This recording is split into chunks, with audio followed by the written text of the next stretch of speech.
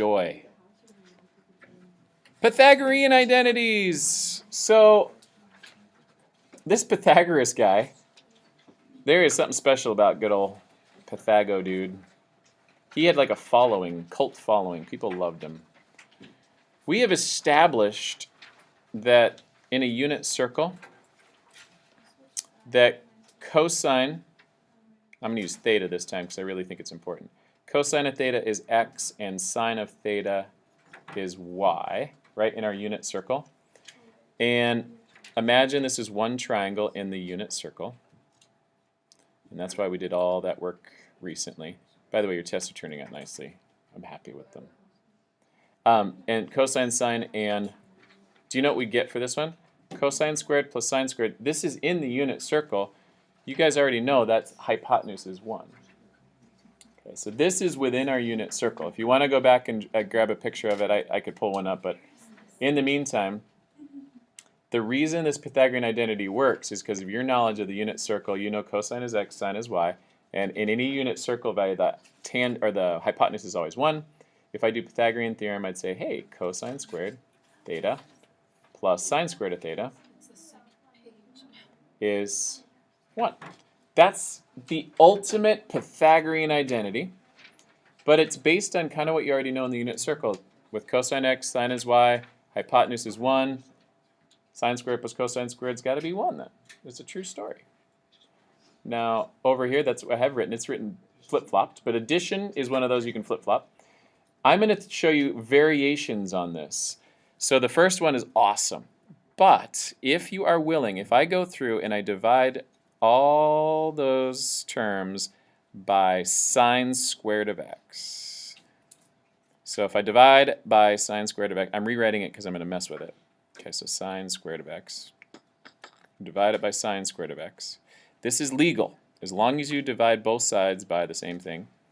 And when you're dividing multiple terms on the left, you want to make sure you divide each of the terms by sine squared. So this is legal, right? Do the same to both sides of the equation. You can see now that we got some cancellation here, right? And with our now newfound knowledge of some identities, we know cosine over sine is cotangent. They're both squared.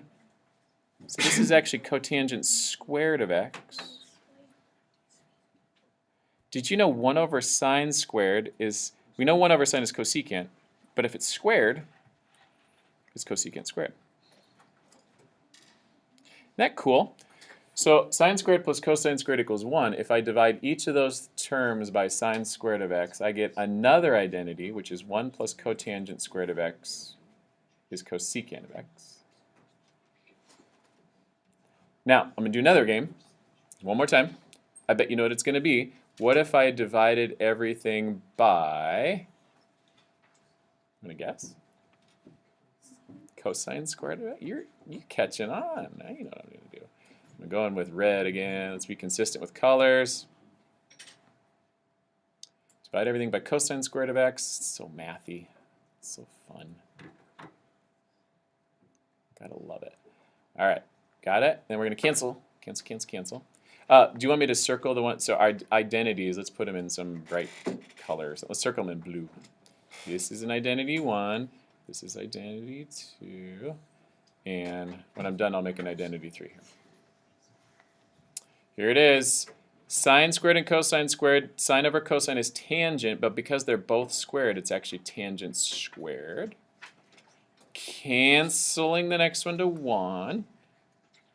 1 over cosine squared is like 1 over cosine is secant, but it's squared because it's secant squared. That's the next identity. Isn't that cool? Love these.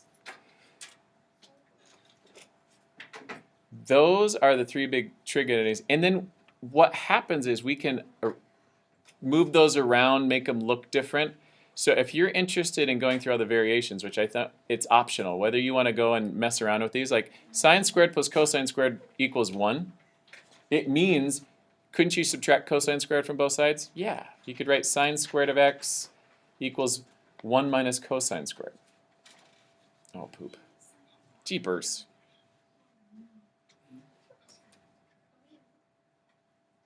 you could subtract sine squared from both sides and get cosine squared equals 1 minus sine squared. These are really, really, really great identities. The reason I'm leaving them optional is that I think it's within your capability to just know that those exist by doing a little subtraction on both sides. I think you can handle it. I'm sure you can. You could do the same thing with this one. 1 plus cotangent squared equals cosecant squared. Well, would that mean you could subtract cotangent from both sides? Sure. You could get 1 is equal to cosecant squared of x minus cotangent squared of x. These are all different truths, different identities, things that if you ever saw cosecant squared x minus cotangent squared x out there in the world, or maybe you wanted to make a t-shirt that says we are number 1 and you want it to look cool, could you write we are number cosecant squared x minus cotangent squared x? For sure. That would be cool. Very nerdy and very impressive. But you can manipulate these. Hey, have fun with the last one. Add 1 to both sides. Hey, did you know the tangent squared of x is secant squared x plus 1? It's like a secret. Wow, that's cool. So have fun with those. Wait. Yes, I'll wait. Sorry. That's the fun of the Pythagorean identities. Do you know what I like to call these? We'll put it in pink. PIDs.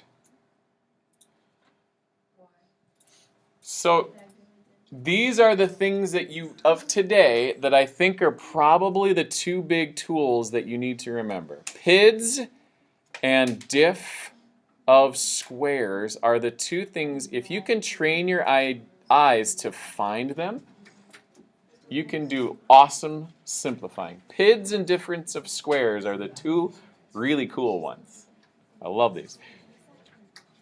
Now, I think we should use them. I'm going to pause this ever so quickly while I turn the page. All right? Pause.